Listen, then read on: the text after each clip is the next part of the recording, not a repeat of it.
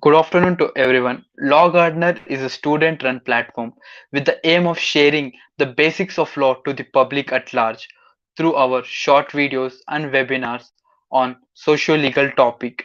I welcome everyone to this new segment of Law Gardener, that is T Cube, the Teacher's Talk, a talk show to know more about the teachers, the student life, life experiences, and to know the hurdles and problems faced and solution they found for that as a life as a teacher. And we will be talking about the contemporary issues today. For the first episode of Teachers Talk, we have Professor Dr Y.S.R Murthy, sir, a retired IAS officer from the 1985 batch who have served for the nation, and he has held many sensitive assignments including in National Human Rights Commission, Prime Minister Office, President Secretariat and Cabinet Secretariats, and now as a teacher. Sir is the Vice Chancellor of RV University. I welcome you, sir, on behalf of Law Gardener. Thank you very much, Nirmal, for this nice introduction. And I compliment the Law Gardener for starting this initiative of knowing teachers and giving a platform for sharing the experiences. Only one small correction. I joined civil services and took voluntary retirement much in advance in order to join academics out of deep interest in academics. So when I had some 13 years left, and then I chose to move out of the government and join the Jindal Global University as a founding faculty member. Okay, sorry, sir, for that No, it's wrong okay. introduction. There is a difference between Uh, retirement and voluntary yeah, yes, retirement. yes, got And it, out of sir. interest in teaching and research, I wanted to leave civil services and then join an academic institution. And that's how my journey as a teacher was further consolidated. Began. Yeah, no, not it began while I was a civil servant, and I'll tell you more. In fact, so in what happened was that I was in the Indian Information Service, and before that, I was initially started as an officer of the Indian Statistical Service in 1985. I underwent training at the Lal Bahadur Shastri National Academy of Administration, Mussoorie, along with other officers, and what is called a foundational training. And thereafter, after a training in the official statistics and various exposure in national sample survey organizations, etc., I was posted to Bangalore in the field operations division, and about I was looking after the conduct of large-scale national sample surveys, including what you call the collection of agricultural statistics, industrial statistics, and also socio-economic surveys for determining the poverty line, etc. So while doing that, I took the civil service examination and I qualified, and then I opted for Indian Information Service.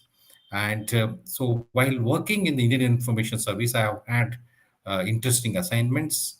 So the first, I worked with the Ministry of Finance for about nearly 6 years, during which time I had the privilege of working with three finance ministers, starting with Madhu Dandavati, Yashwant Sinha, and Dr. Manmohan Singh. And Dr. Manmohan Singh's period was the most remarkable one.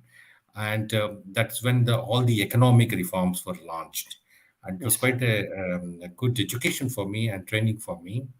And then when National Human Rights Commission was established in the year 1993, I went there in its formative years and joined as the first spokesman of the commission. Then I developed further interest in human rights and then specialized, took a degree in human rights from the University of London, and became the director of research there. And finally, I took VRS, or voluntary retirement service, from the government system in 2009 and joined the OP Jindal Global University as a founding faculty member. And that's how, when the Jindal University started with one school, that is the Jindal Global Law School, along with Yes. 10 faculty members and 100 students. So I was one among the 10 founding faculty members. It is very blessed to see, to know, sir, that from civil service to the teaching academy, you are like voluntarily you came and teaching, like inspiring the hundreds of students to come forward and to serve, sir. Yeah, there is So a much bigger this thing. I want to explain further. While working in the National Human Rights Commission, so I developed a deep interest in matters relating to Human Rights Commission, and I became a life member of the Indian Society of International Law, and I used to consult their library, and I used to also visit the Indian Law Institute, and I would often give lectures as a visiting faculty at both ISIL and ILI. And that's how my interest started. And then in the year 98, I secured British Chevening Fellowship and went to University of London. There is a school of advanced study called Institute of Commonwealth Studies. And I did a 1 year intensive master's program on understanding and securing human rights. And while doing that, I got exposure to international human rights law, international humanitarian law, international refugee law. And that is when the Rome Statute of the International Criminal Court was getting adopted in 98. And I took up an evaluation of the Rome Statute as the topic for my thesis. And so it went to something like this. The topic was uh, giant step or delusion, a critical evaluation of the Rome Statute of the yes, International Criminal Court. And later on, it was published in the Indian Journal of International Law, brought out by Indian Society of International Law. So when I returned back to India in 1999, and I met the then director ILI, Professor S.K. Verma, and then she, what you call, asked me to teach the PG diploma courses on human rights. So I used to run full-fledged modules on international human rights law or on torture. So I used to teach two papers. So from 2000 onwards, my journey as a part-time visiting faculty started. So while in civil service, so I used to teach on Saturdays and Sundays at ILI, and so my civil service tenure took me to even twice to the Prime Minister's office. So once it was with Atal Bihari Vajpayee, I used to work with him, and then but I again opted to move back to Human Rights Commission out of deep interest in matters relating to human rights, and I joined Justice Verma and worked with him for about in that commission between 2000 and 2005. And then again I had an opportunity to, I was pulled back to Prime Minister's office between 2005 and 7 when Dr. Manmohan Singh became Prime Minister. So during that time, I will want to share with you, my mobile phone would never stop ringing because there's a lot of media attention about what Prime Minister is doing, what the government is doing, and so even at the height of that, I would still go back to Indian Law Institute, Indian Society of International Law, switch off my mobile for 2 hours, deliver a lecture, and then come back. So then I realized that my passion lay in teaching, research, teaching etc. profession. And these are the things which what you call things I should be doing.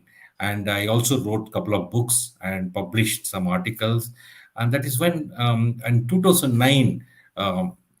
When Professor Rajkumar, the current Vice Chancellor, the founding Vice Chancellor of OP Jindal Global University, was trying to recruit a team, and then I met him, and I was deeply impressed with his vision of creating a world-class global university, a multidisciplinary global university. And that's how, convinced by his extraordinary vision, I joined. I took VRS, moved to for a full-time teaching position in the year 2009. Yes, sir. Sir, okay, you talked about this, sir. We want to know about your college life on first day of a college, and interesting thing you did in your college life, sir, which inspire us to know, like, okay, so and so you have did. Okay. Thank you, Nirmal. Thank you for this question. Um, To tell you the truth, my college was not an easy one because I went to a Ramakrishna Mission High School in Chennai. I studied in Telugu medium till 11th standard. And then I went to Vivekananda College, did my 12th standard or a pre-university, and I did it under Max Physics Chemistry.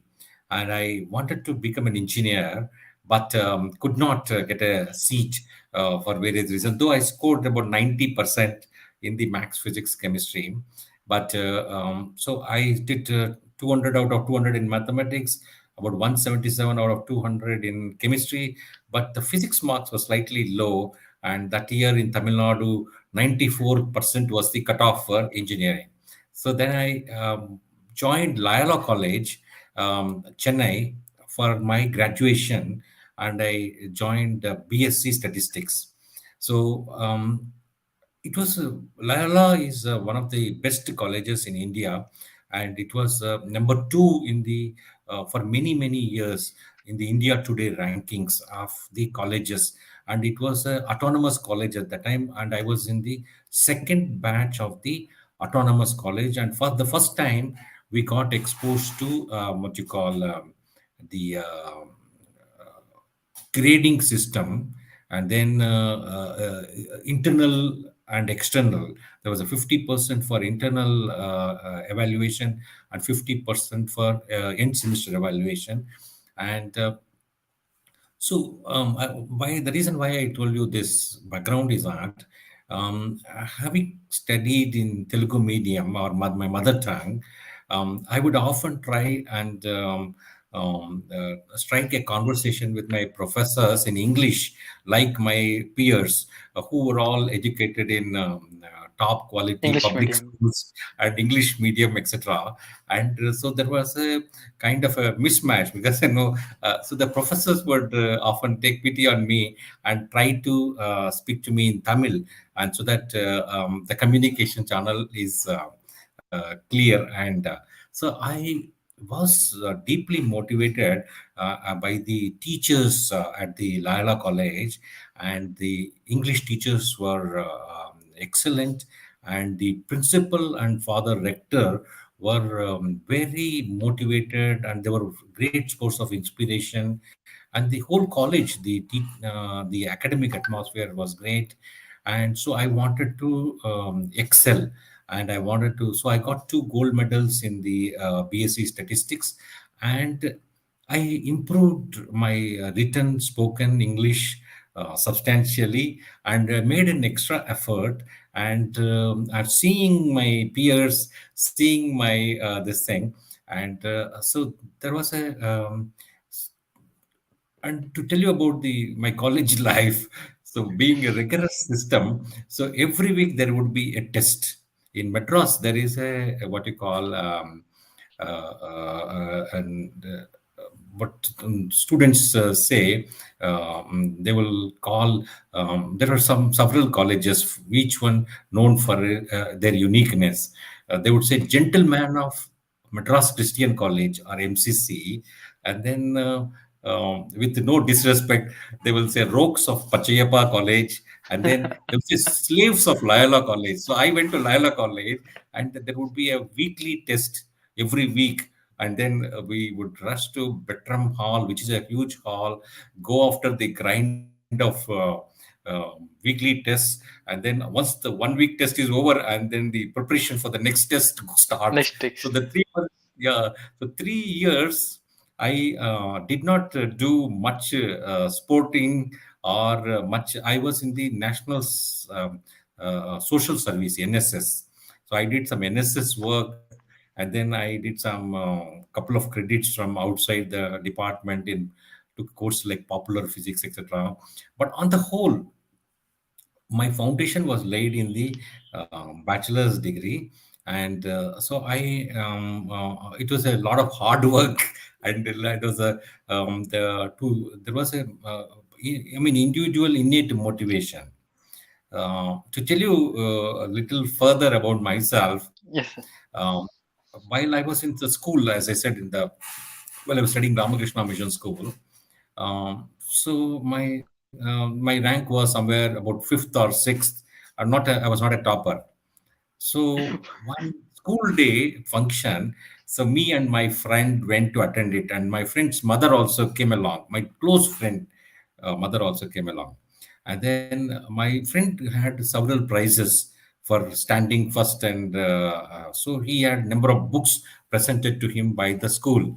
So my friend's mother asked me, what about you? You haven't got any prize. So that really sparked my appetite. That really kindled something inside the deep inside, and there's as you say, there's something called fire in the belly. So that fire Yes, has yes, not that was lit during the school days around eighth or ninth standard. In the following year, I stood first in the history and geography, and the following year I stood second in the school. So I scored a lot of prizes. And then when I went to PU in the Vivekananda College, again I stood first in the university, first in my mother tongue. So then again I had a whole huge lot of books on Ramakrishna Vivekananda literature presented to me. So and this thing continued. And my friend's mother, my friend's name is Radha Krishna. His mother was my inspiration. And um, since you started this program to tell people, no one knows what inspires a human being at what point of time. All of us see role models around. All of us see this thing. yes, yes, So one, so it everyone gets ignited at some point, and then yes, sir. there is some like you see your brother doing well, you see sister doing well, or your father himself is a very great example, or you are somebody in the your immediate family is a great example. So the and I learned one important lesson in life, that success is about 99% perspiration and 1% inspiration.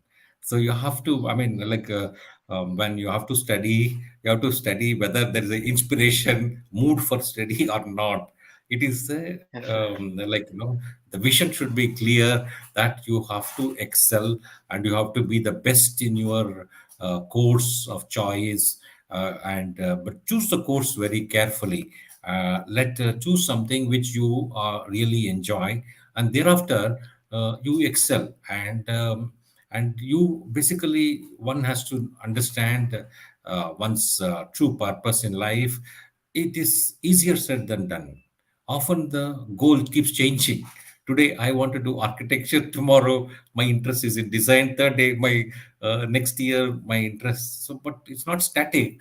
And having said that, one needs to really introspect and clearly determine the true interest. And then when you determine then other things fall in place. You don't really mind spending 16 hours a day or 18 hours a day. So Yes, sir. when I was in the Indian Statistical Service, I had a 9 to 5 job, and the after that after taking time for travel back home, and then I was living in a rented apartment, and then I had to study a lot for the civil service examination. So it was kind of a sleeping for 2 hours a night or 3 hours a night, and then trying to catch up quite a lot of stuff. There was three subjects. One was one's own subject, and then I had to take anthropology and then general studies, and studying all the three subjects, and then coming to a master's level, and then and while working a job, it's not a joke. And that so the reason why I'm saying is that if the moment somebody has a clear vision, moment your goal is fixed, moment you desire it intensely, everything else will conspire and make it happen for you. I'm वो reading बोलते हैं ना, these जैसे days. पूरी कायनात एक शिद्दत से लग जाती है Ah, उस काम को करने के लिए, वैसे। ah, Absolutely, absolutely, absolutely. Nirmal, I want to tell you one interesting anecdote, which I Yes, sir. what you call read a few days back. The name of the person is Arunima Sinha. She was from Uttar Pradesh and she was traveling in a train for a job in Delhi. Some robbers stopped her and tried to take her gold chain, and she was alone. She resisted, nobody came to her help, and she was a national level volleyball player. And she was thrown out of the train by the robbers, and she hit another train, and then the train ran over her leg. Okay.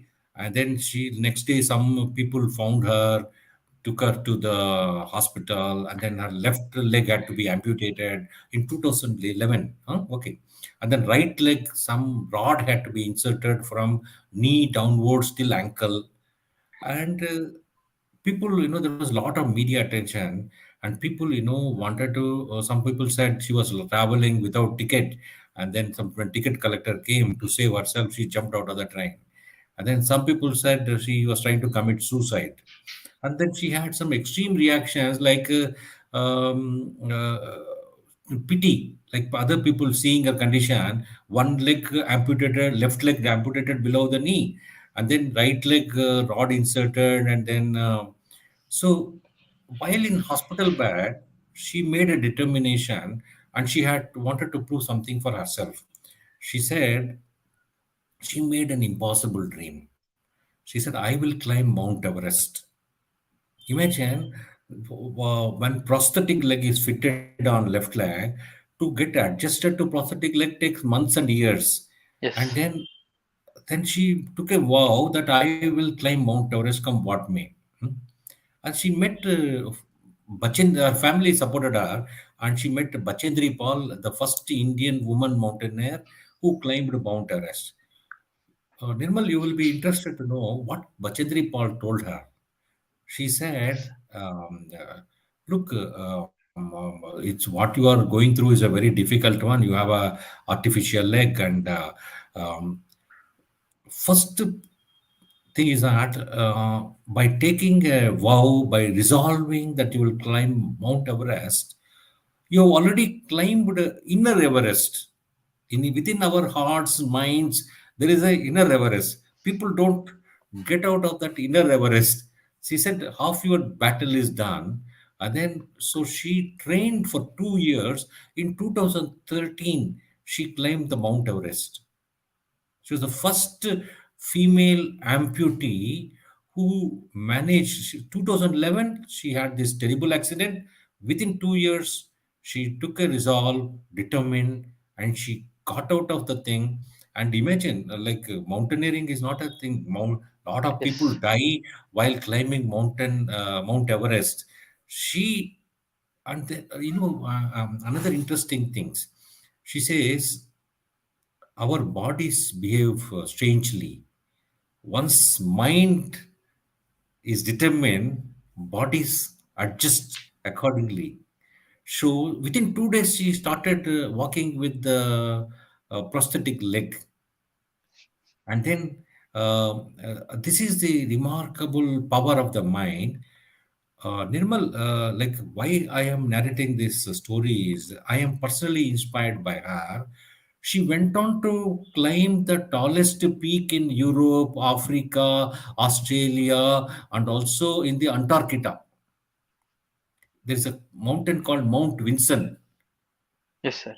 and Latin America also.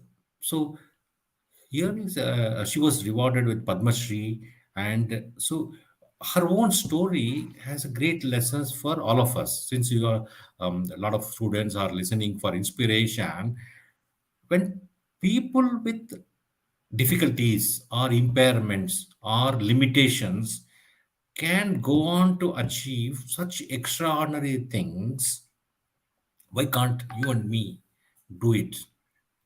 Yes, sir. So Right, sir. it's a question of fixing our focus, and then studying, learning, working hard, and realizing our own dreams.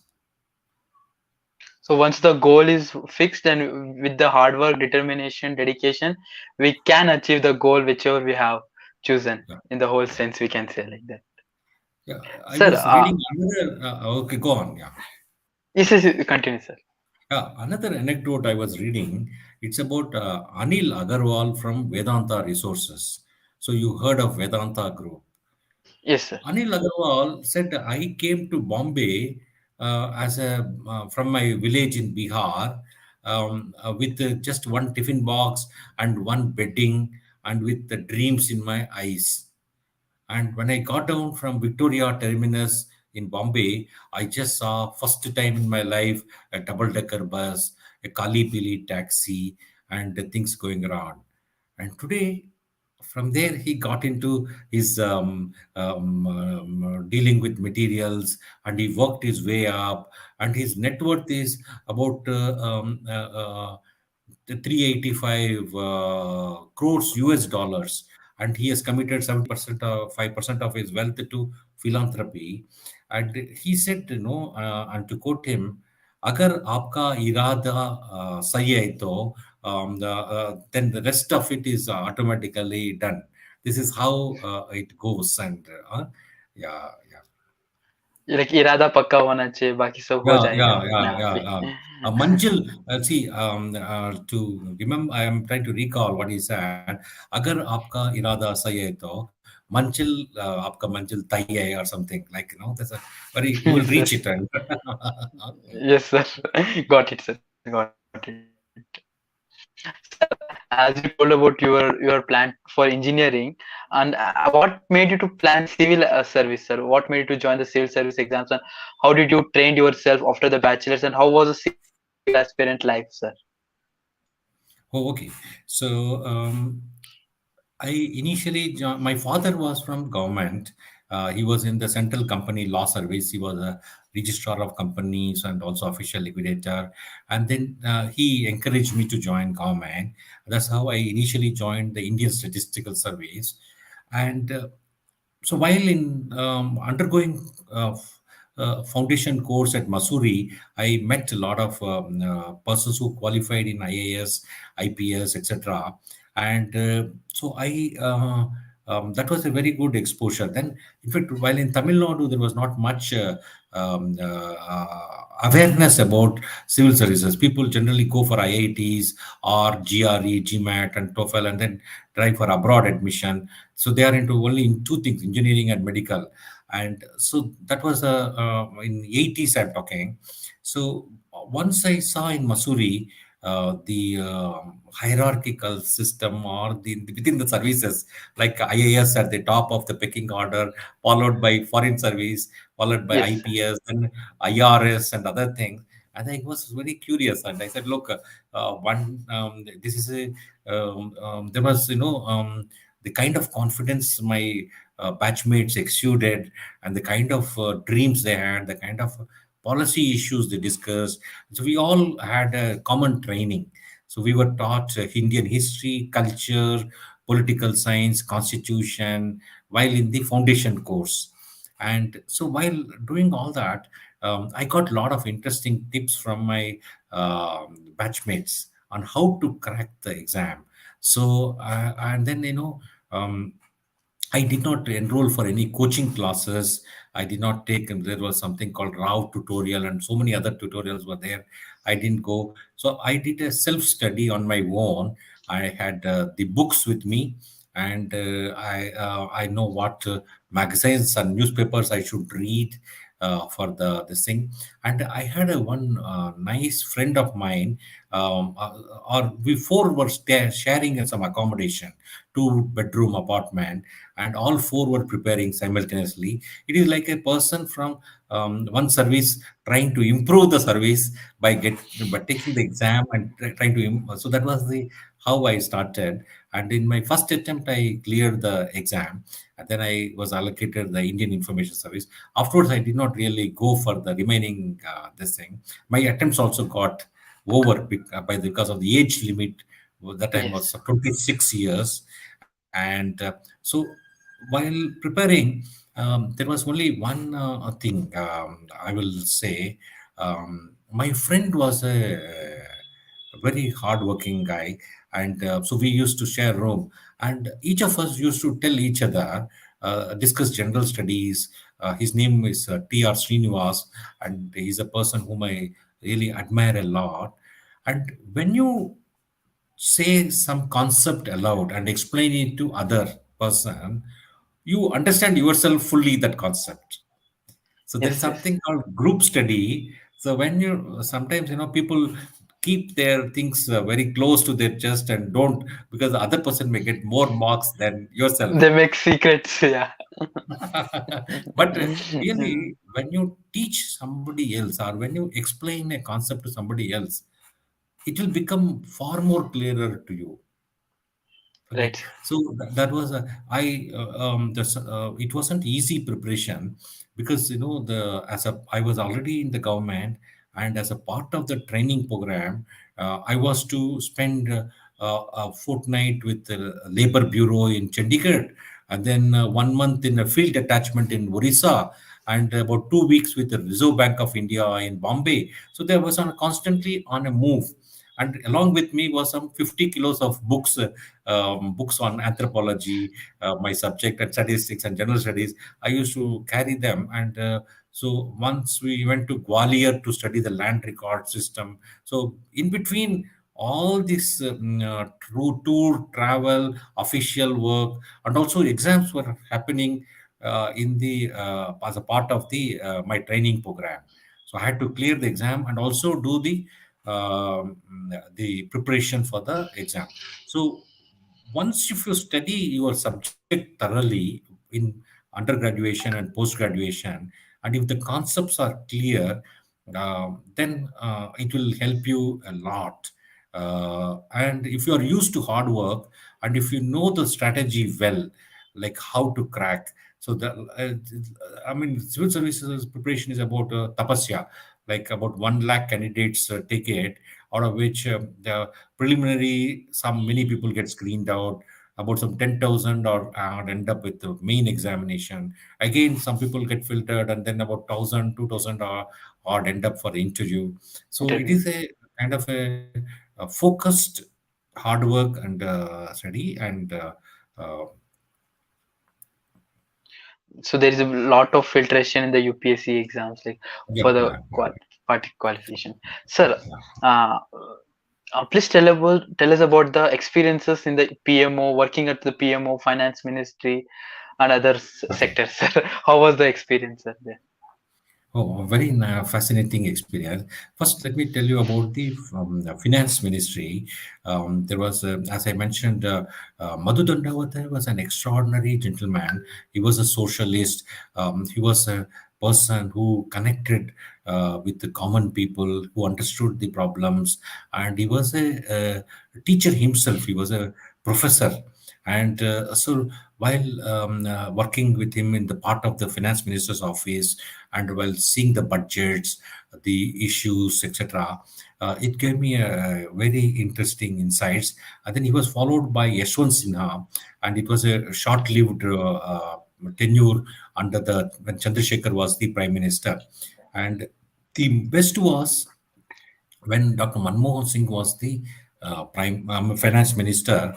That time the Indian conditions were difficult. The gold was pledged abroad. The current account deficit was very bad, and our foreign exchange reserves were very low. And the government had to launch economic reforms. And then there was a lot of opposition from the left and other political parties against the labor reforms or some of the reforms suggested. And so you have to build a consensus for the tax reforms, banking reforms, capital market reforms. And also, so there was a today our good economic situation, the foundation has been launched in the 90s, and it was a great experience working with the likes of Dr. Manmohan Singh. Mr. Deepak Nair was the chief economic advisor that time, and he later on went on to become the vice chancellor of Delhi University. And Montek Singh Ahluwalia was the finance secretary. And initially, he was the secretary economic affairs, then became finance secretary during Dr. Manmohan Singh's time. And then he later on became the deputy chairman of the Planning Commission. So I have had a good fortune of working with some extraordinary people like Dr. Rajiv Kumar, who is currently the Niti Aayog deputy chairman, and also several RBI governors. For example, D. Subbarao, Y.V. Reddy, and then Mr. Kamal Pandey. Many of them, Mr. Kamal Pandey went on to become cabinet secretary. Now, uh, I have had a good this thing to see six what you call budgets presentations, and also the issues relating to the economy, and also how it was handled, and also how to explain those initiatives to the public through the media. And that was we have had economic editors conferences, etc. And about the prime minister's thing, like the job was involved dissemination of information about the PM's daily activities, programs, projects to the general public through variety of formats, analyze the media reaction, provide feedback to the government. And I have had a chance to travel with Dr. Manmohan Singh for several international summits, including the India Finland summit, India EU summit, India ASEAN summit, and then India UK summit. And during that time, many what you call presidents and prime ministers visited India, and so there were delegation level talks like Saudi king, or even from very close quarter, French president, or also the US president. And then Indo-US nuclear deal was signed during that period. And I've had an opportunity to accompany Dr. Manmohan Singh as a part of his office to the UN General Assembly summit twice, and also to two G8 summits. One was in St. Petersburg, the world's eight most powerful countries, and where India was invited as an observer. And so the one first one was in St. Petersburg and in Russia, and the second one was at Heidelberg in Germany. So where you it was a excuse me, it was an extraordinary opportunity to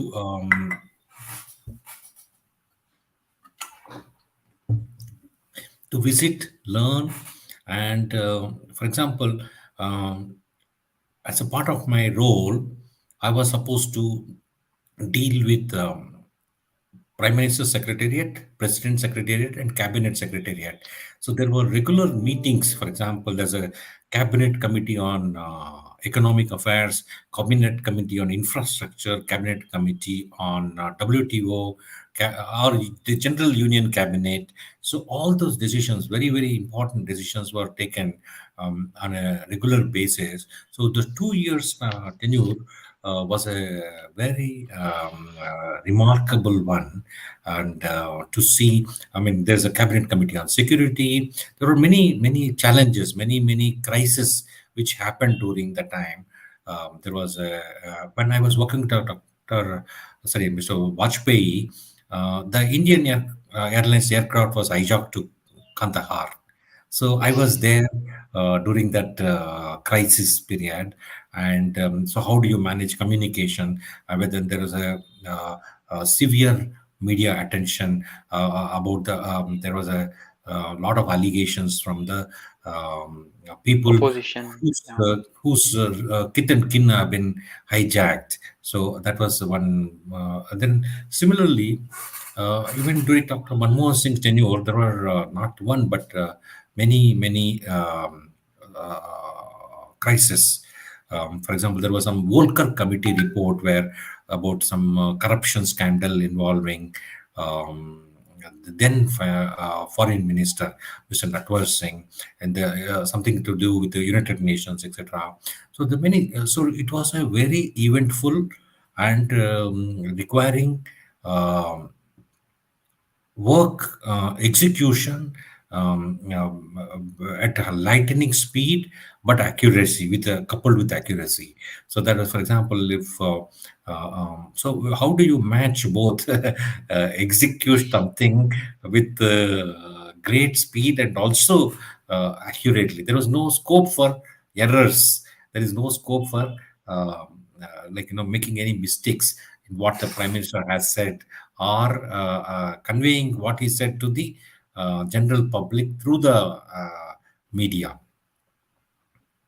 It was Yes, a sir. tightrope walk. It was like but in 2009, when the 2007, when the Human Rights Commission again called me and to be the director research, again out of deep interest in human rights, I left Prime Minister's office and went back to them. So twice I had in my career, I left Prime Minister's office, went to the uh, uh, National Human Rights Commission. So People basically, you want. Yeah, people often would say normally everybody wants to go to the Prime Minister's office. You are the rare Yes, exception who wants to leave and join the because in this among civil servants, Human Rights Commission was not seen as a good post or a good posting, and not the same par with some prized postings in elsewhere. But since I studied human rights and I wanted to specialize in human rights, and I always that's why I went there. And then in 2009, when Professor Rajkumar called me, I started the Center for Human Rights Studies at OP Jindal Global University, Sonipat. And I directed the center for about 11 years. And Yes, sir. So basically, it is like working with the PMO, finance ministry, so big officers. But your main what we say, or you wanted to go to the Human Rights Commission, and ultimately you wanted to work for the human as a yeah, study there. yeah, Sir, as we got to know about your work profession after as IAS officer, we want to know like as you told about Dr. Rajkumar, Professor Rajkumar inspired you to be in the academic and other people. So how was your first day as a teacher, sir? As like going to the teaching experience, full-time teacher. How was the classroom and like what made you feel, sir, in special feel, sir? okay. See, my first class was not in the what you call in the Jindal University. My first class was at the Indian Law Institute way back in 2000, and when I was a part of the visiting faculty or a visiting professor, and I started the international human rights law and also the so my first class, being a civil servant where you are supposed to deal with files, do some notings and push the file. On the other hand, teaching is a different cup of tea. You have a Yes, few human beings in the classroom, and you need to transmit the kind of information that you have in your head to their head, and without much this thing, and then inspire them also in the process.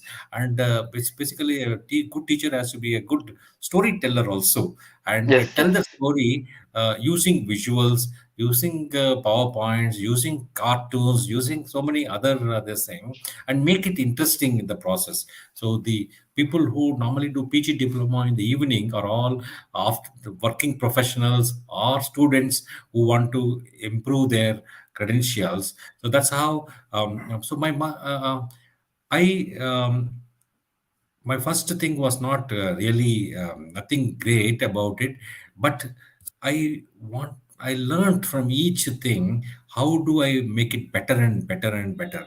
So like I learned powerpoints, I learned this thing, I learned to use films as a part of the pedagogy, and then I learned to use cartoons, I learned to use other stories, anecdotes, and I like to make it more participative.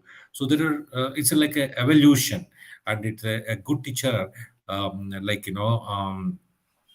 evolves over a period of time, and it's like a hit and trial. And so the students often taught me the best of this thing. Like students, it's like a teacher is not the one. It's not a one-way street. The teacher, while teaching, is also learning learning. on the Yeah. job. Sometimes the kind of questions which students put make you think, the kind of which will make you go into areas which earlier you did not venture.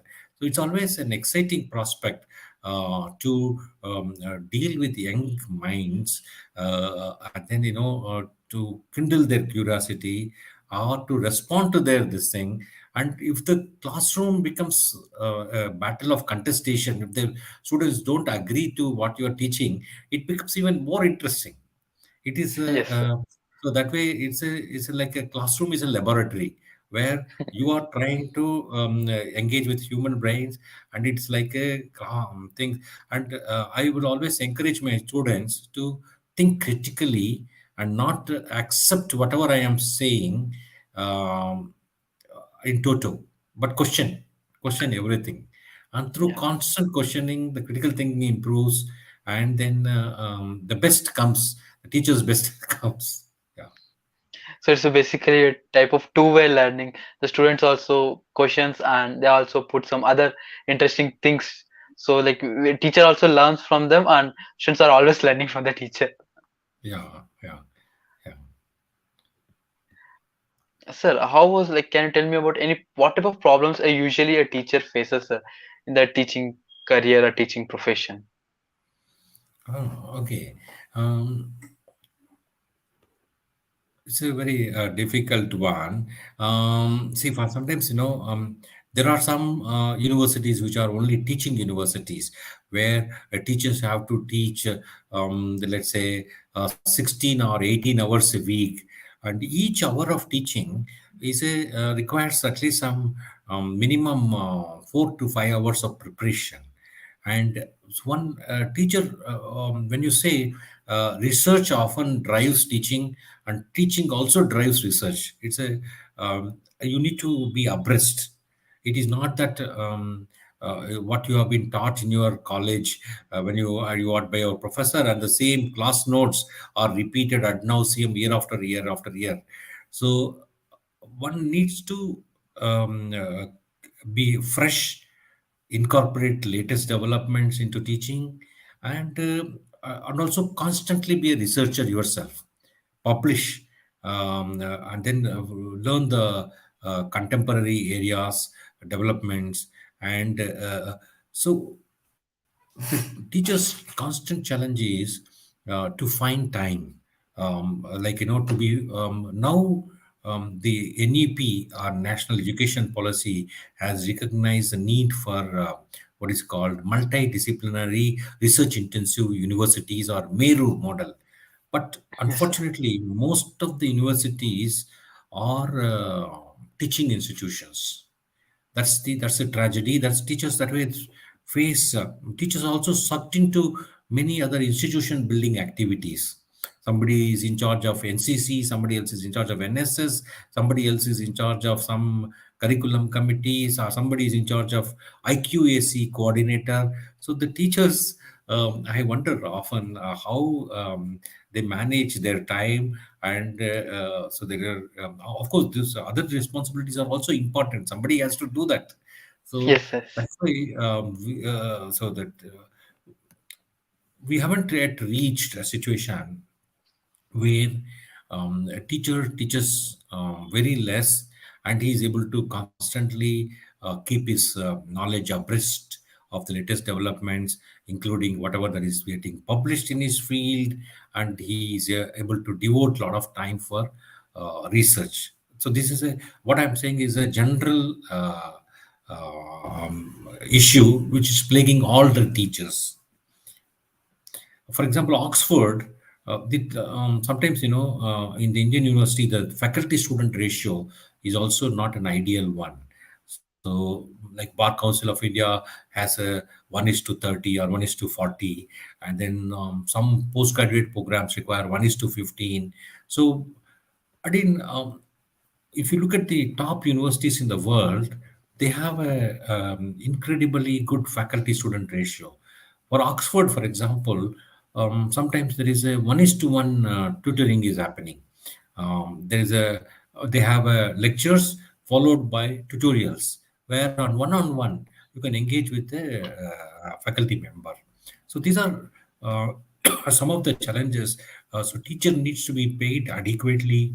Their work needs to be recognized by the society at large, so that Yes, sir. uh, the best brains come into teaching. Yes, sir. So generally, like you do face any such problems, sir, and solution you made to like overcome this so and so problems. Now, let me recall the kind any problem that I have come across and how did I Problems or hurdles, something like that, sir. in the while teaching or as a generally. As a teaching profession, sir, and while teaching, sir. Um, I'm unable to think of because what happened. S- Everything is a movement from a lower truth to higher truth. So what happened when you are teaching, based on the student feedback, what went well, what did not go well, and then there are technological tools. There are other this thing to make it more and more interesting. So I'm unable to really recall any serious challenge uh, which was this thing. Okay, okay. Since you have asked me this question, I'll tell you the. So when I joined OP Jindal Global University as a founding faculty member in the law school, and as I said, we started with 10 faculty members, 100 students, etc. Um, so since I came from a civil service stream, and I was not from a like assistant professor, associate professor, professor, that kind of a. So suddenly Yes, I'm getting into it. So they asked me to direct a center. That's how I started a center for human rights development and some human rights studies. And I was the executive director of the Center for Human Rights Studies, and I was not given an academic title since I came from a civil service. sir, Still, sir. but I used to teach as a visiting faculty at ILI, IAS earlier on. So I offered courses. And since in the first year of the BA LLB, there was a course called political science. So since the existing faculty members had to be given some course, so I was asked to teach political science. So suddenly I had to learn political science, and part of which, of course, involves constitution. And but I had to come abreast with the founding philosophies of social contractarians, Hobbes, Locke, Rousseau, and also Marx and other theories and political obligation, etc. So I did it because it was quite a challenge. But while I was learning and I was putting more time and I was learning something new, and to really transmit, you need to be a good learner yourself. You have to know what needs to be studied and study it well, and you need to have everything at your fingertips, and then there's no substitute except hard work. Unless you have everything in your fingertips, you can't really communicate the same information very effectively and very forcefully to the student community. So to be a good teacher, the person should be first a good learner. Then only can Yes. he teach someone. Yeah, sometimes for there is something called excellence. So and excellence for the sake of excellence, and so sometimes 1 hour of class requires adequate preparation. And I have had a good fortune of listening to Professor Upendra Bakshi, who is the foremost legal jurist in the country, who was a former vice chancellor of the Delhi University, who was a former dean of the Faculty of Legal Studies there. And he, while doing a faculty development program, he gave us some good tips. He said teachers should abandon all the previous notes, start afresh, preparing for each session, each class. Huh? And so that is the first step. And then, and one needs to spend. There is no substitute for hard work and homework. So unless you are fully conversant with the subject, unless you know the nuances, and teaching is a passionate activity. So only those who are deeply interested should get in.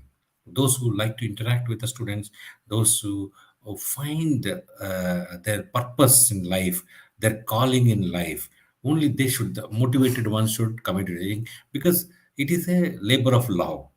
You need to study, prepare, and inspire young minds with your knowledge, skills, and show them the path.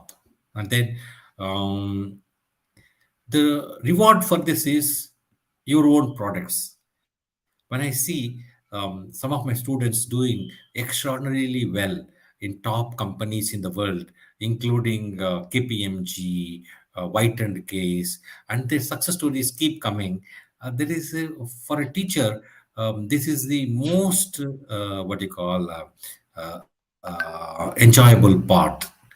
So the teachers have their own rewards.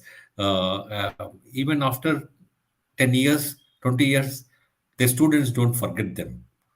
Yes, If sir. you are what you call if your teaching sucks, then you are taunted. Even after 14 years, I'm telling you. For example, we have a college WhatsApp group. I passed out in 1982, my undergraduation from Loyola College. So even now we make fun of a teacher who is who did not teach us properly. And so, so what happened? So, but if a teaching has gone well, they will be remembered for life. And Yes, if sir. your teaching has inspired, if your teaching has benefited people, I used to work with one gentleman called General Kocher. He was the head of the Army's training command at Shimla, called Art Track. After retirement, he joined OP Jindal Global University, and he used to direct the executive education or training programs there. His wife was a teacher. Her name was Neeraj Kochar, and she was a teacher in DPS Noida. So whenever the three-star general and his wife go while traveling, suddenly he will hear a shout from student saying, "Neeraj ma'am, where are you? How are you?" And all that. There is a nice beaming student and renewing her his the contract or connect with the teacher, like the teacher, good teacher. Uh, Anywhere, any part of the world, if you run into your student, a student is so overflowed with the joy. And so that's why this is the best reward that a teacher gets.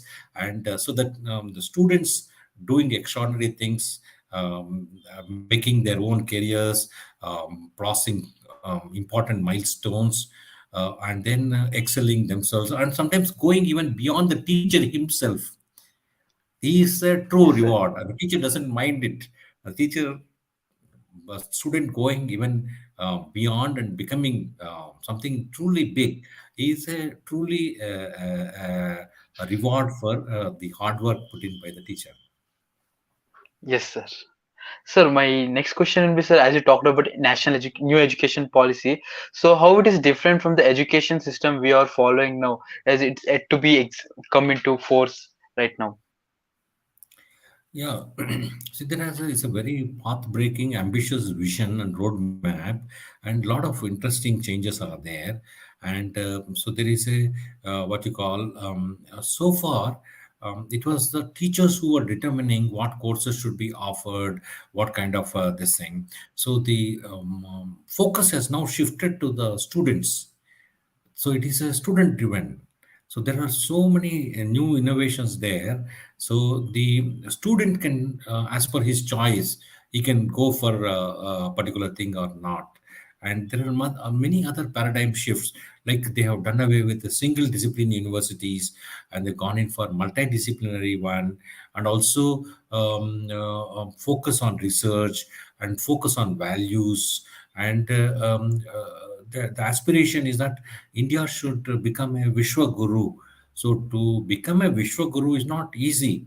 So whereas Indian students are trying to go abroad, every year we see millions of students going to other countries for higher education. To become a Vishwa Guru, you need to improve your education system, improve your System. standards. And so there is a NEP has a many innovative features.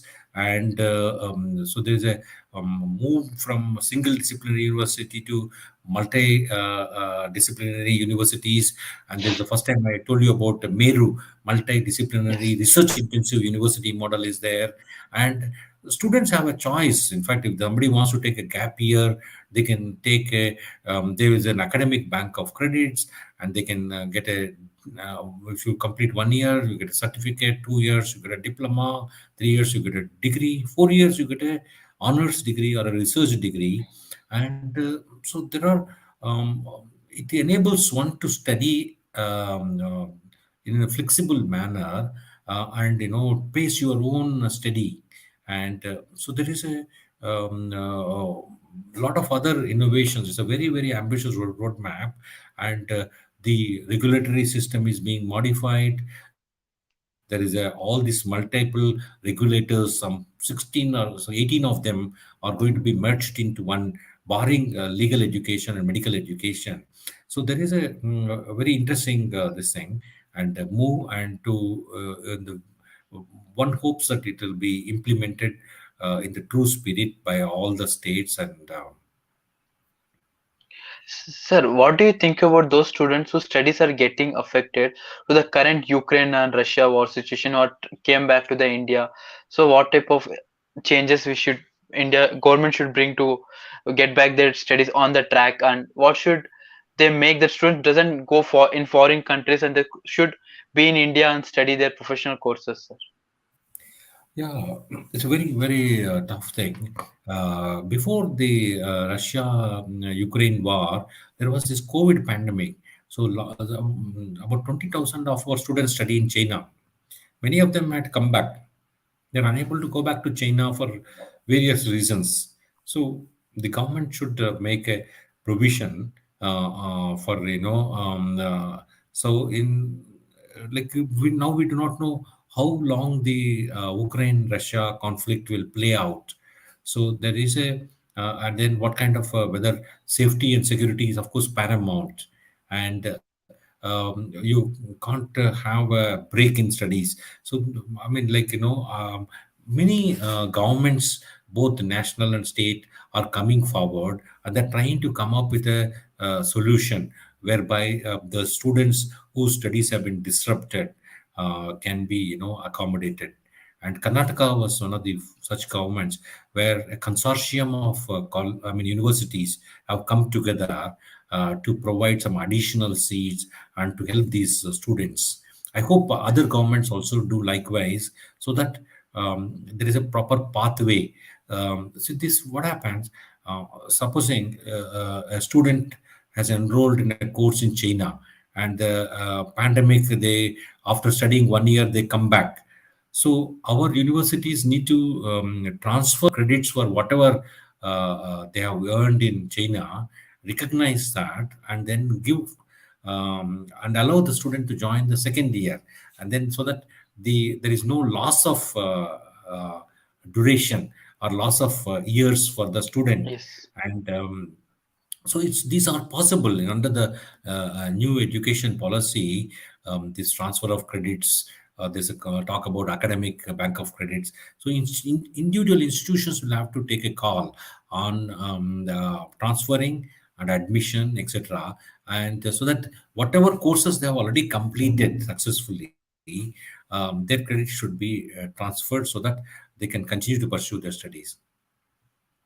Sir, as you said, individual universities should come forward. So does RV is planning to do such things, sir? Unfortunately, we don't have a medical college No, no, yet. maybe in any But other professions, the yeah, courses. yeah, of course, we are open. We have at the moment three schools dealing with liberal arts and sciences, design, and also economics. And in 2022, we are starting School of Business and also School of Computer Science Engineering. And in the next year, we are planning to start a School of Law.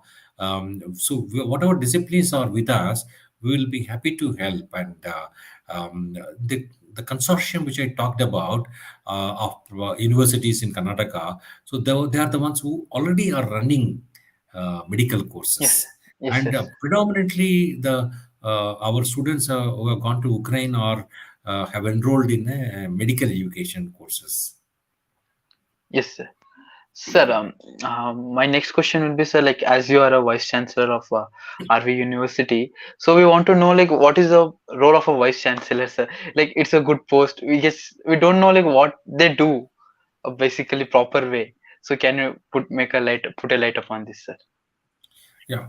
See, Vice Chancellor is the Chief Academic Officer, and he's number one in a university setup. Of course, reporting to the Chancellor, and the universities have their highest bodies called, depending on the legislation under which they operate. Like we operate under the State Private Universities Act, or RV University Act, enacted by the Karnataka legislature, which has a board of governors, and then there's a board of management, and then there's an academic, council, and also there is a finance committee. So the each of these bodies oversee the university. The vice chancellor's role is, as a number one in the university, to continuously develop the university, have an academic plan, expansion, like starting of a new courses, new programs, in particularly in emerging areas, and then recruitment, faculty recruitment, whatever is required for the this thing. I'll tell you. This involves planning at multiple levels. I told you about our own university's plan, how we Yes, started sir. with three schools in last year, in 2021. And then 22, we are starting School of Business and Computer Science. Next year, we are starting a School of Law. And 2024, we have plans to start a School of Film and New Media Studies. And 2025, we have plans to launch a School of Public Policy. So eventually, in 5 years' time, we will have about eight schools and about 5,000 odd students. So all this, creation of a plan, academic plan, and then financial plan, infrastructure expansion plan, and then accreditation rankings plan. And so the vice chancellor have to plan for A to Z of the university and oversee the execution as well. And of course, he's assisted by the deans of various schools, assisted by the registrar as far as administration matters are concerned. So, and then basically, all institutions are about students taking admission. The courses are conducted, and then they take examination and graduate and pass out. So this cycle, life cycle of a student, right from the stage of admission to the ensuring that they are properly taught, and then ensuring quality of each of these aspects in teaching learning process, examination process, and other assessments are properly conducted, and then till the stage they graduate. So one has to oversee all that, at the same time oversee that things are done smoothly. Like, I told you about a few things, like the academic plan, manpower plan, and then research plan.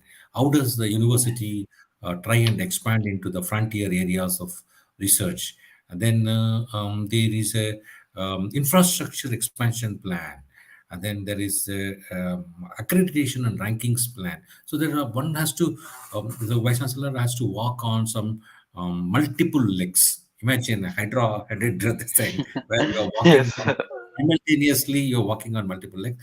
Ideally, create a institution of excellence or of great quality, and then which produces best quality students. And then as a leader, one has to have a vision, craft an ambitious vision for the institution, and not only craft the vision but also have a mission and also execution plan.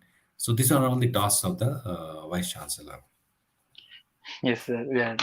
First time I got to know like okay, there's so many multiple planning and multiple role a person has to do For to instance, make a I whole am university. the we have the board of governors, which is the topmost policy making body of the university, that is headed by the Chancellor himself, like Dr. M.K. Panduranga Sethi, who is also the president of the Rashtriya Shikshana Samiti Trust and also the Chancellor of the.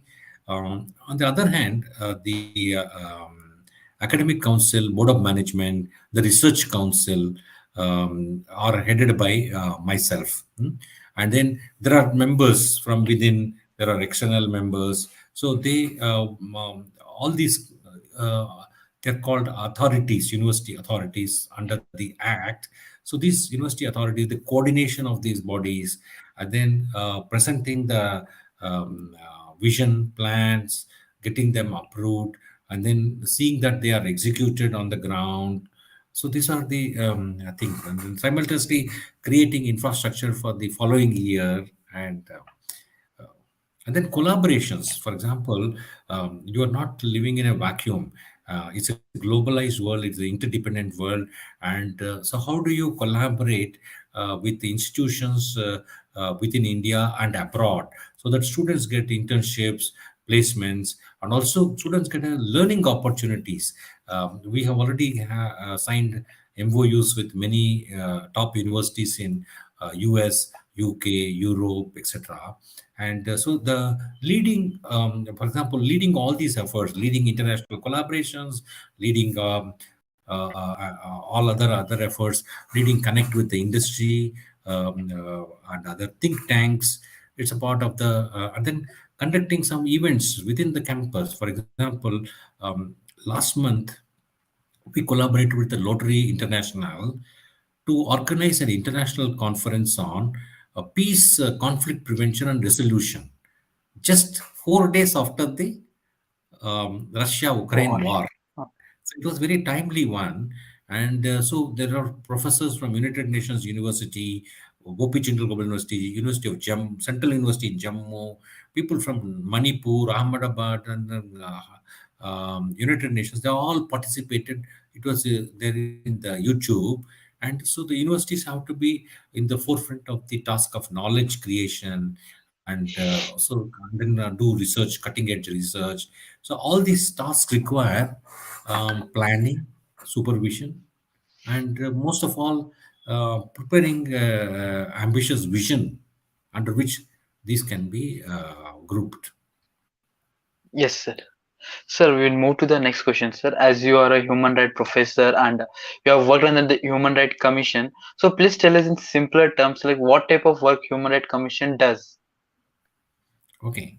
Um, National Human Rights Commission is established under a legislation called the Protection of Human Rights Act 1993. So it was amended in the year perhaps 2006 and again 2019.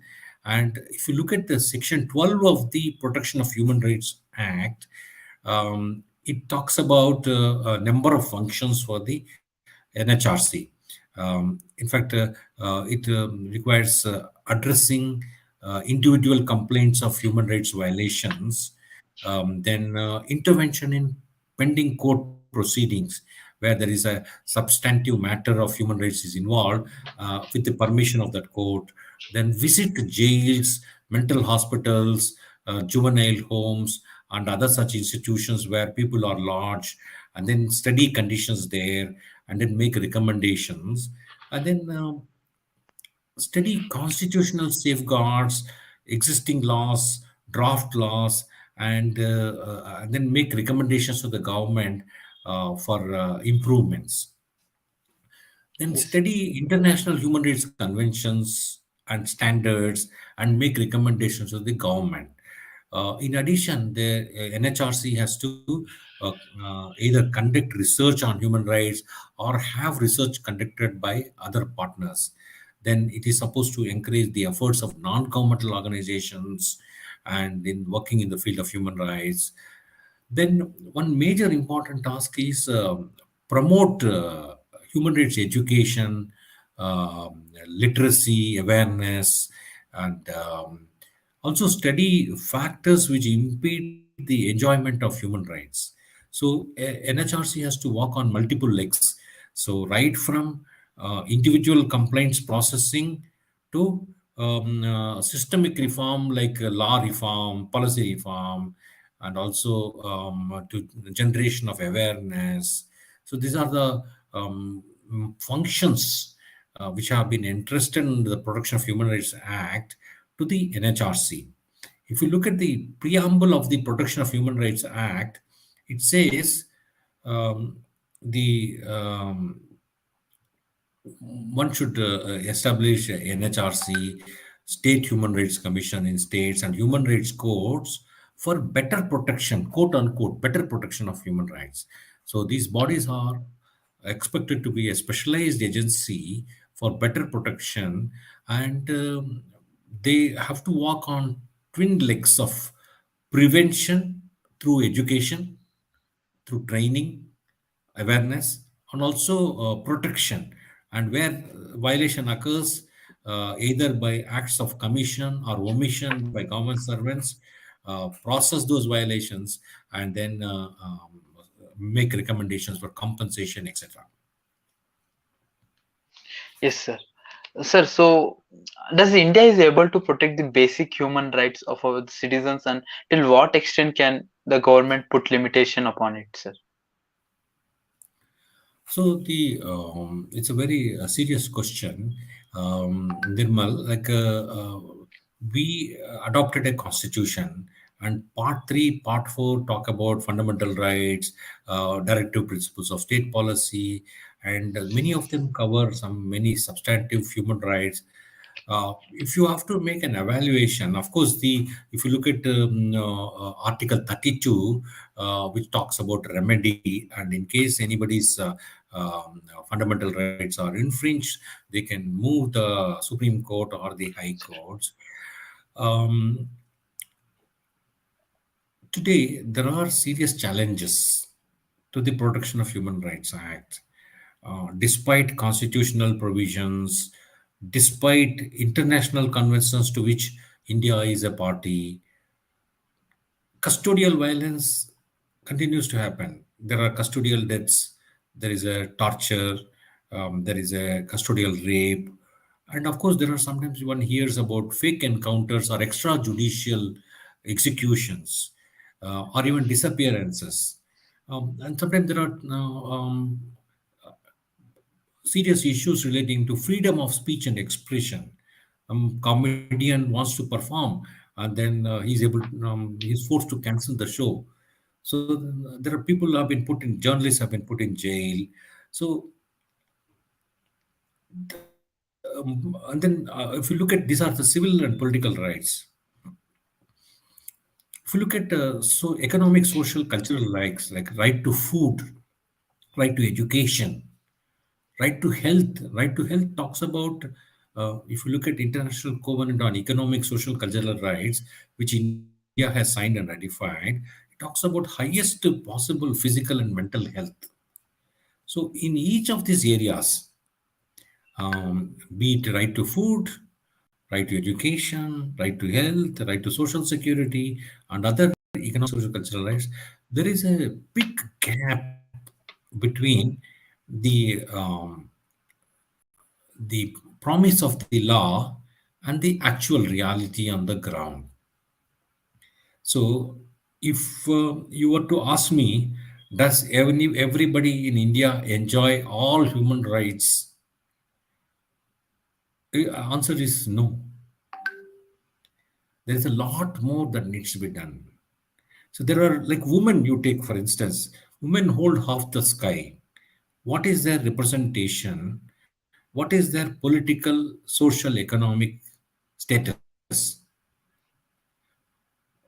If you look at law itself, if you look at the higher Supreme Court and the high courts, what is the proportion of women judges we have? Have we had a woman chief justice so far? What about the advocates? You look at the Bar Council of India or look at the State Bar Council. How many women are there? How many women are pursuing legal education? And so there are many serious issues. So in addition to women, what about children? There's child marriage, child labor, um, child female infanticide, like for example, right from the of selective abortion of female fetus. Then there are child prostitution. And so I've talked about women, children, in addition, persons belonging to scheduled castes, scheduled tribes, persons with disabilities, or even persons belonging to LGBTQI. Or so there are many of them face discrimination. They face, be it in the hands of government officials or other. So there is a, uh, uh, it's on account of many factors. It's on account of patriarchal or a hierarchical society that we live in. For centuries, this patriarchal system has been going on. For centuries, we followed a caste system, which is hierarchical. And so today there are serious challenges with regard to the protection of human rights.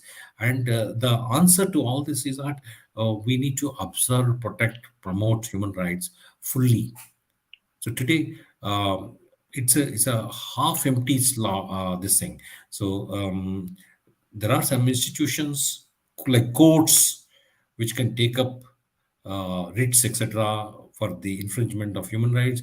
But there are some specialized institutions like National Commission for Women, NHRC, State Human Rights Commissions, then National Commission for Protection of Child Rights, State Commissions, RTI, etc., etc. There are institutions, but a lot of violations go unreported, and there are serious challenges. Yes, sir.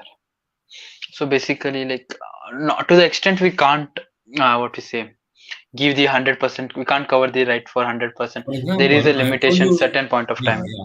I have told you about some of the groups. What about refugees, migrants? Um, if you look at women themselves, how are the women prisoners handled? They might be a small minority, but during COVID time, what kind of problems they face? Are our prisons meant for holding women prisoners? What kind of modification need to be done? What about widows? What is their special difficulties? What about women forced into sexual exploitation? Or people use the term prostitution. Some people call it sex work, some people call it this thing, but their conditions, their rights, their exploitation. So best way to put them is that they're forced to or pushed into commercial sexual exploitation. So their rights are also extremely important. So there is a lot that needs to be done. If you look at the Universal Declaration of Human Rights, 1948, the first article says everybody shall enjoy all human rights, and everybody is entitled to all human rights, um, live in dignity and human rights. But um, dignity and justice are elusive for many people for various reasons. And as a society, we need to do a lot more. Yes, sir. I have not added the minorities, those who belonging to religious, cultural, ethnic minorities, and the special problems that they face. So it's again a serious issue. So this, how can we like curb this issue, sir? Like, what are the measures we can take, sir? So one is through education, more education, and each one follows the duties to the other citizens. Um, And when there is a, violation happens at the hands of a public servant, either through omission or commission, there shouldn't be any what you call uh, escape for it. There should be prompt punishment. It should be investigated properly and promptly punished. Um, so there is. We need a culture of human rights. We need human rights consciousness.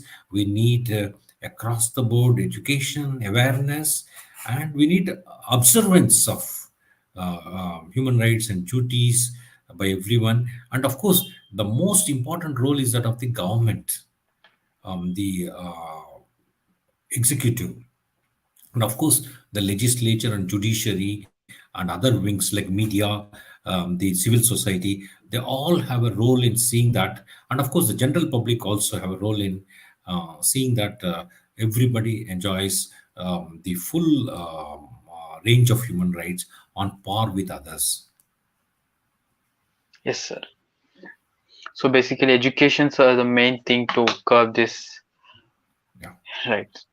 Sir, my next Education, question. enforcement also. Like for example, education to build the proper consciousness and build a right culture, and enforcement of the existing laws. For example, I talked about female feticide. They look at the number of convictions under the PCPNDT Act. Their number is abysmally low in contrast to the number of selective abortions of the sex ratio at birth is highly skewed in favor of boys.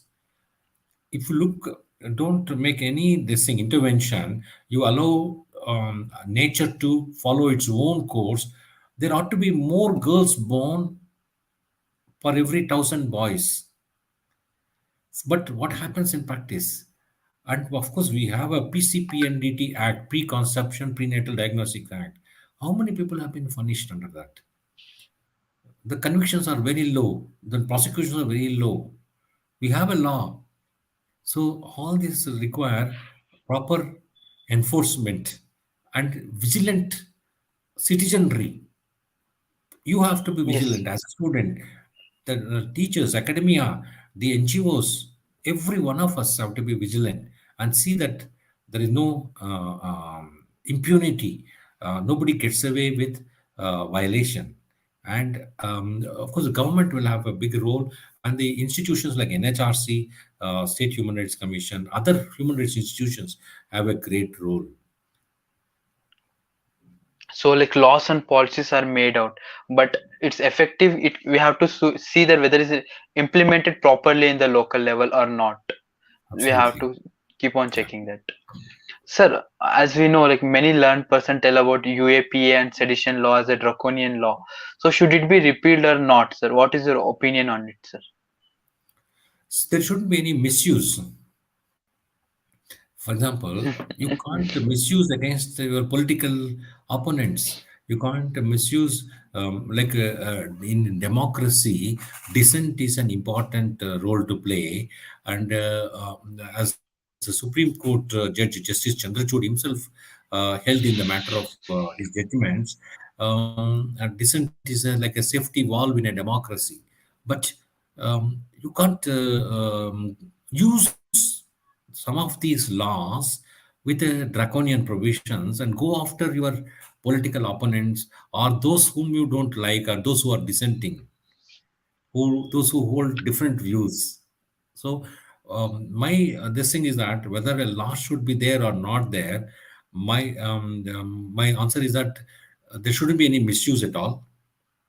And if there's a misuse, if we need to curb the misuse, and if the existing laws like Indian Penal Code and others are doing, and if they cover already the provisions of UAPA, etc., we should rely on the Indian Penal Code rather than. And there should be training of police, training of judiciary, training of prosecutors on the human rights, and so that there is no misuse at all. And if there is a misuse, it should be investigated promptly and punished. Yes, sir. Sir, let's get back to this question about the students, sir. So we are like, as we are fortunate that we are studying in the good colleges, sir. But what do you think about the less privileged students who do not have access to study in such good colleges? And now, due to the COVID, also it came into the offline to online classroom to the online education. So they have been affected more than normal for studying in the good colleges. What is your take on this, sir? Yes, actually, there are things happening. There are Digital India project and other, sharing of the resources. There's a free softwares available, open-ended, open source softwares which are available. But even though there are limitations to their access by disadvantaged students, The only solution is that there should be across the board improvement in the conditions of teaching learning across campuses, and the government has to invest more in terms of research and try to bring the some elite institutions can mentor not so good institutions, and but sooner or later there will be more and more knowledge which will be placed in public domain and which will be useful for those disadvantaged students. Once in a while we come across cases of people like a son of a coolie working on a railway platform and using the light and then cracking civil service examination. So such things are possible. So there is a people who are able to use freely available open-ended softwares and etc etc, and then able to make out success. But there should be greater penetration of broadband within the rural India, and all the colleges should consciously work on their quality systems and come up in the ladder of quality. Yes, sir. Sir, and we are going to the last question of the day, sir. And my question will be like, what is your suggestion or advices to the students to grow in life, to grow in this profession and any other profession who are just following that? What will be your advices, sir? Um, I don't have a personal advice, but I'm inspired by one extraordinary person called Swami Vivekananda, and I will quote him actually. He said,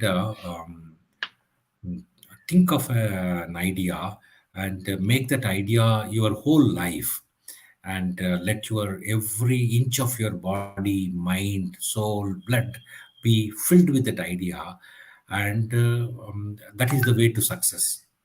So that is what you call basically we need to identify the central purpose of our life. And when you conceive an idea and when you let your every part of your body, mind, nerves full of that idea, then you can at once imagine what will happen, and you will achieve that goal. And so that is the way to success. That's what Swami Vivekananda said. And again, to quote him further, he said, arise, awake, stop not till the goal is reached. So these are the two things I want to leave with you. And the extraordinary Saint Swami Vivekananda has given the path, and he has given the message. And so that's the message. If we really follow it, then a lot of things will open for the students. Yes, sir. And any other thing to add on, sir? Like we are on the verge of ending the No, nothing. session, sir. I want to compliment Law Gardener for starting this initiative of Teacher Talk series, and for giving me an opportunity to interact with all of you like this. And so keep up the good work. And you are in a way spreading the message about are inspiring good students to come into the fold of teaching, and through this initiative you are trying to spread the message of knowledge among the wider audience. And I understand that you yourself are a fourth year law student, and I Yes, sir. really compliment while studying you have started this initiative, and good luck to your Thank you. initiative. And Thank you. I wish it will prove this thing. And thank you for giving me an opportunity to interact with you. Thank you. Thank you, sir. I hope the listener will get a tremendous knowledge from your life experience and from your as a engineer to a IS officer and be a teacher and be academician. Like everything you have gave us a tremendous knowledge, tremendous experiences from your life, what you have gone through, and other quoting to the various professors and justices. Thank you for this, sir. Thank you Yeah, so much. engineering aspirant. Yeah, engineer If like you engineering aspirant the same fail way. Like you engineering thought of aspirant, engineering and went to the then civil I services and was other. statistics. From there, I branched off to mass communication. From mass communication, finally settled in human rights law. And Yes, thank sir. you. Thank you. Thank you, sir. Thank you. Thank you, sir. Let's end the live session.